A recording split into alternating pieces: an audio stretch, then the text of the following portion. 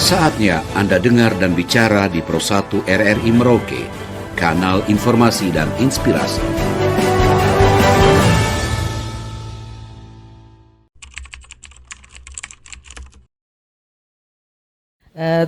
Tentunya penandatanganan yang kemarin dilakukan adalah untuk melaksanakan kerjasama dengan instansi pemerintah lainnya dalam hal mendukung optimalisasi lahan. Tentunya kita melakukan hal ini berangkat dari visi Bapak Bupati Merauke, Bapak Romanus Baraka, di mana Merauke dicanangkan sebagai gerbang pangan, gerbang Nusantara, dan gerbang hati nurani dan perdamaian di ufuk timur Merauke.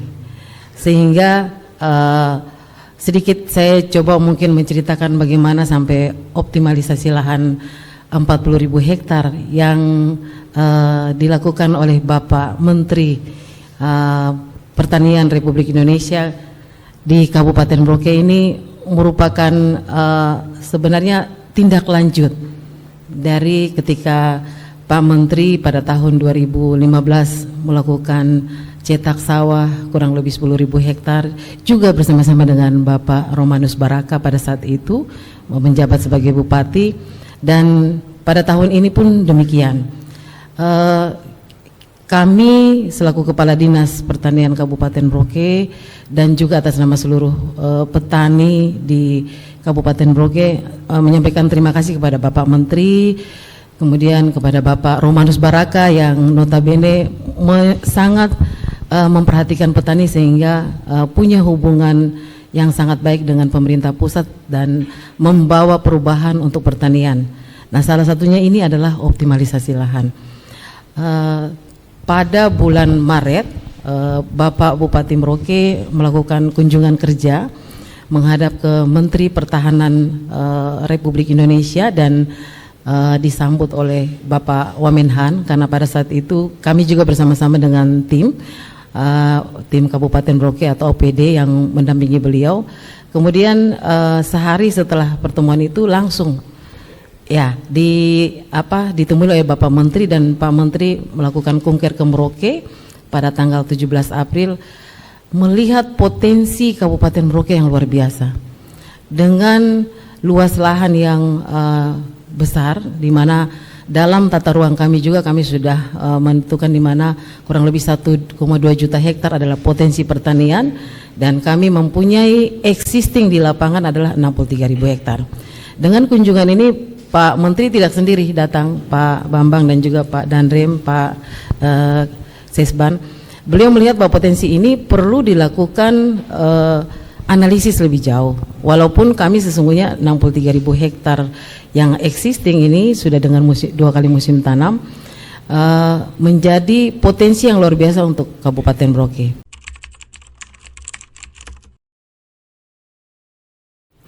Jadi ini ada sejarah juga nih Pak Bambang.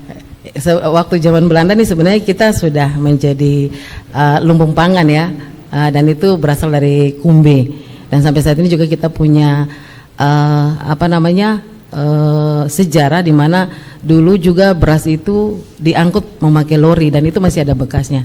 Tapi saya kembali lagi Pak Bambang sampai dengan penandatanganan ini memang perlu dijelaskan dengan detail, di mana 40.000 hektar untuk optimalisasi lahan ini ada kurang lebih 3 kegiatan yang dilakukan di dalam situ, di mana yang pertama adalah lahan yang akan dilakukan optimalisasi lahan adalah merupakan lahan yang berada di areal penggunaan lain.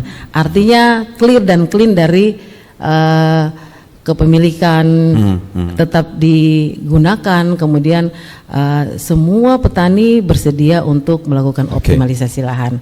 Kemudian dalam melakukan oplah lahan ini ada 3 kegiatan yang diprogramkan. Yang pertama adalah survei investigasi desain, kemudian ada olah tanah, kemudian ada infrastruktur. Dari ketiga hal ini tentunya kita harus berkolaborasi dengan baik.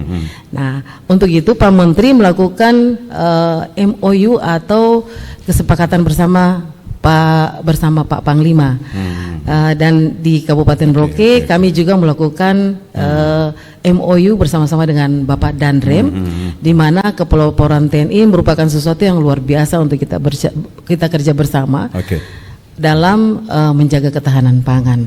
Terus kemudian infrastruktur. Sebelum infrastruktur, olah tanah. Olah tanah ini kita berikan kepada petani, di mana ini merupakan bantuan pemerintah. Jadi bantuan pemerintah ini tidak sepenuhnya, ini seperti subsidi juga, dan tidak sepenuhnya misalkan kita punya biaya olah tanah. Kalau dari petani biasanya 1,3 juta sampai 1,8, pemerintah berikan bantuan kurang lebih Rp900.000 per 1 hektar. Ini adalah bantuan pemerintah dan memberikan stimulan kepada para petani untuk dengan situasi hama penyakit yang terjadi di Kabupaten Merauke beberapa saat yang lalu, kemudian ada banjir, kemudian gagal panen. Ini merupakan suatu rahmat buat para petani karena stimulan yang diberikan pemerintah ini dengan di tengah-tengah tahun ini adalah berkat. Kemudian setelah olah tanah tentunya harus diikuti dengan infrastruktur. Kita ketahui bahwa Merauke merupakan wilayah yang flat, di mana luasnya sangat luas, kemudian infrastruktur yang terbangun ini perlu dilakukan normalisasi dan rehabilitasi. Di dalam situ ada normalisasi jaringan-jaringan air, kemudian ada pembuatan jalan usaha tani, jembatan usaha tani. Ini dalam rangka untuk mendukung para petani ketika mengangkut benih dan mengeluarkan hasil. Kemudian tata kelola airnya kita buat secara baik dan berkesinambungan dan juga untuk tertata lebih jauh. Tentunya pembangunan ini cuma bukan pemerintah semata-mata, bukan cuma masyarakat semata-mata. Kita berkolaborasi dengan TNI, ini merupakan satu kehormatan buat pemerintah pusat maupun kabupaten, karena dalam banyak hal kita harus akui bahwa TNI mempunyai kedisiplinan yang luar biasa.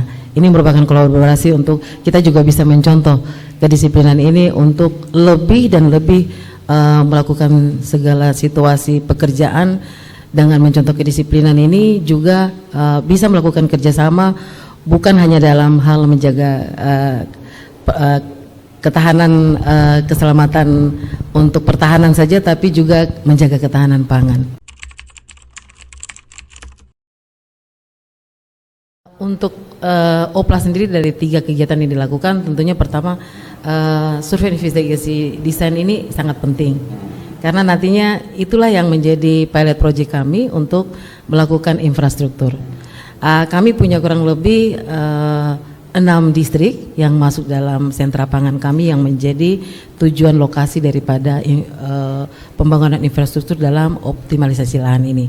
Nah, dengan SID yang dimana kami melakukan kerjasama dengan UNMUS, Universitas Musamus, bersama dengan Pak Rektor dan juga lembaga penelitiannya, membuat perencanaan yang baik dalam menyiapkan komponen-komponen sehingga ketika infrastruktur yang diturunkan ke lapangan melalui kerjasama melalui Pak Danrem dengan kami, kemudian IPL atau instansi pemerintah lain, dalam hal ini PUPR yang notabene punya peralatan untuk mengerjakan saluran-saluran tadi, itu bisa dikerjakan dengan baik, sehingga kesiapannya itu sangat siap.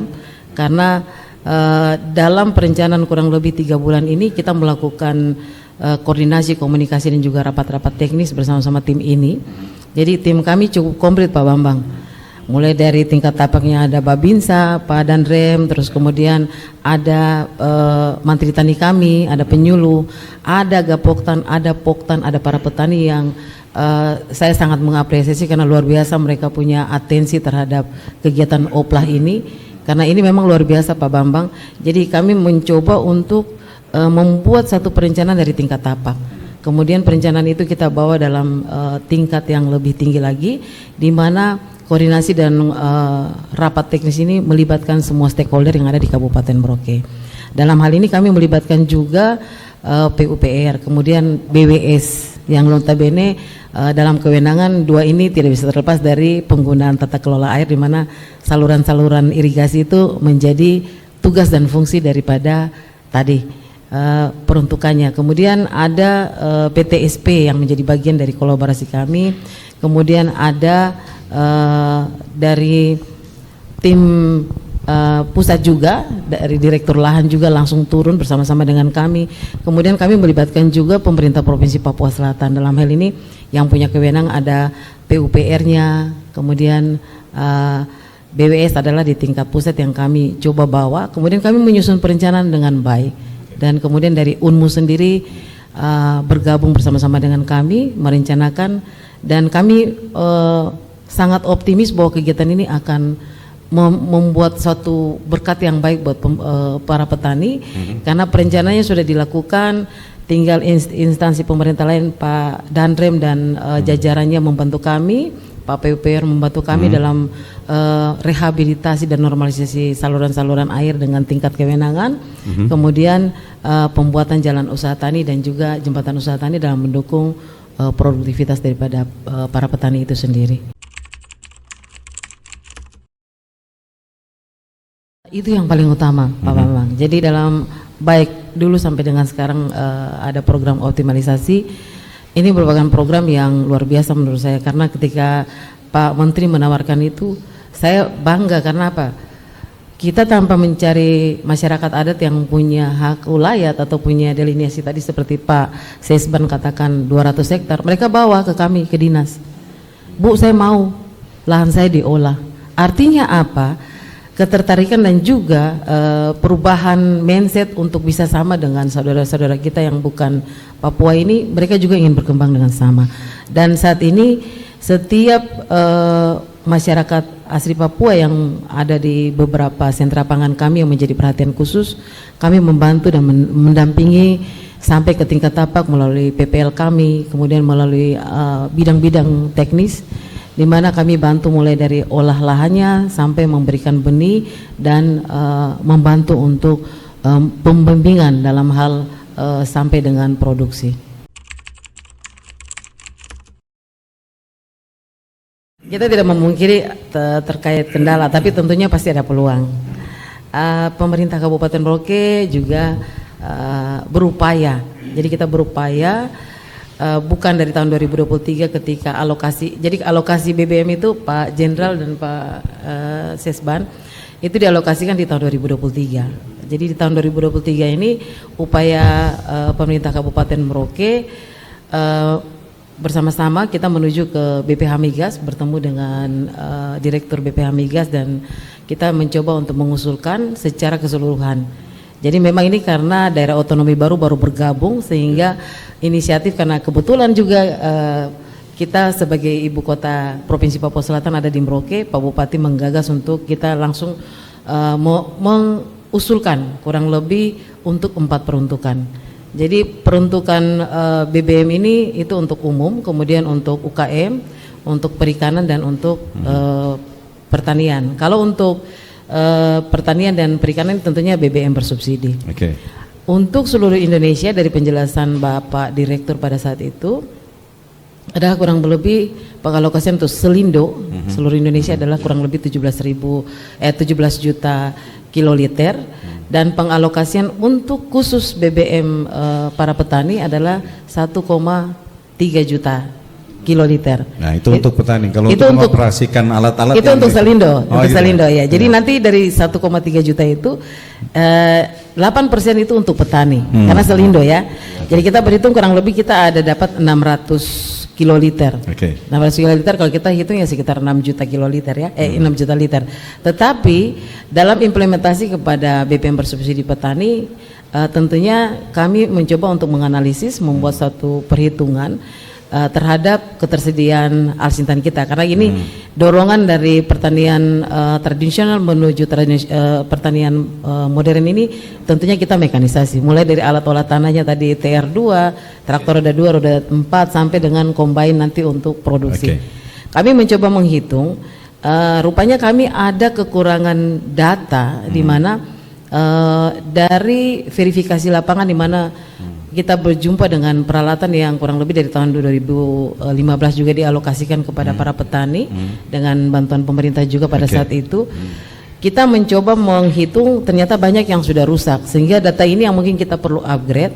Kemudian dengan alokasi Alsintan yang begitu besar dan begitu banyak dari pemerintah pusat saat ini, kita menghitung ulang lagi, Pak. Jadi ini tidak sampai di sini, kami juga sudah mengundang Pertamina di kurang lebih dalam setiap minggu itu kita melakukan evaluasi. Baik.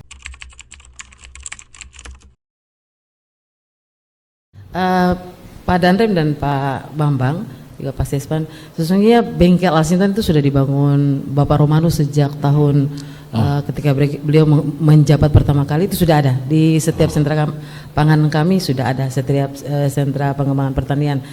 Tetapi dalam perjalanan kurang lebih dari tahun 2011 sampai ke sekarang ini, memang bengkel Alsintan ini kami coba untuk membangkitkan kembali. Nah, dengan upaya tadi, dengan Alsintan yang sekarang ada ini, kita berupaya untuk diaktifkan kembali melalui bengkel Alsintan maupun ubja-ubja kami. Jadi ubja ini adalah unit pengelola Alsintan pertanian yang dikelola di kampung-kampung melalui Gapoktan, Poktan. Jadi mereka akan membuat perencanaan yang baik untuk bisa semua petani yang ada di situ menggunakan, tetapi dengan iuran yang nantinya itu bisa untuk memodali dalam operasional.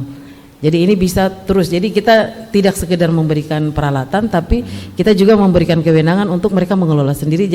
Jadi mereka bisa mengatur keuangannya sendiri untuk pemeliharaan sampai dengan saat ini. Sesungguhnya berbagai pihak ketiga yang menyediakan Alsintan ini, mereka sudah datang ke sini untuk melihat potensi yang ada di sini untuk bisa membuka spare part yang ada di sini bisa disediakan. Nah, dalam penggunaan yang saat ini, di mana penyedia sudah mendatangkan alat, ini memang mereka mempunyai mekanisme 50 jam untuk penggunaan, kemudian mereka mengganti dengan oli dan segala macam. Terakhir memang diserahkan kepada siapa yang melakukan pemeliharaan itu atau menggunakan alat itu. Para pemirsa, para petani dimanapun berada di kawasan sentra pangan Kabupaten Merauke dan juga di Senusantara, kolaborasi, kerjasama dan tujuan yang baik dengan hati yang baik, mari kita jaga pertanian tetapi juga jaga ketahanan pangan. Dan yang paling penting adalah dengan program optimalisasi ini kita terus meningkatkan produktivitas padi dengan menjaga tata kelola air dengan baik, menjaga kebersamaan dengan baik, dan kita akan bisa berproduksi sesuai dengan program pemerintah pusat. Dan juga sebagai masyarakat petani, kami terus berapresiasi karena melalui petani kita terus menjaga ketahanan dan pertahanan nasional. Terima kasih kepada seluruh petani di Kabupaten Merauke. Mari kita sukseskan juga pertanian dan juga kelangsungan kehidupan bangsa dan negara dengan terus berproduksi di bidang pertanian.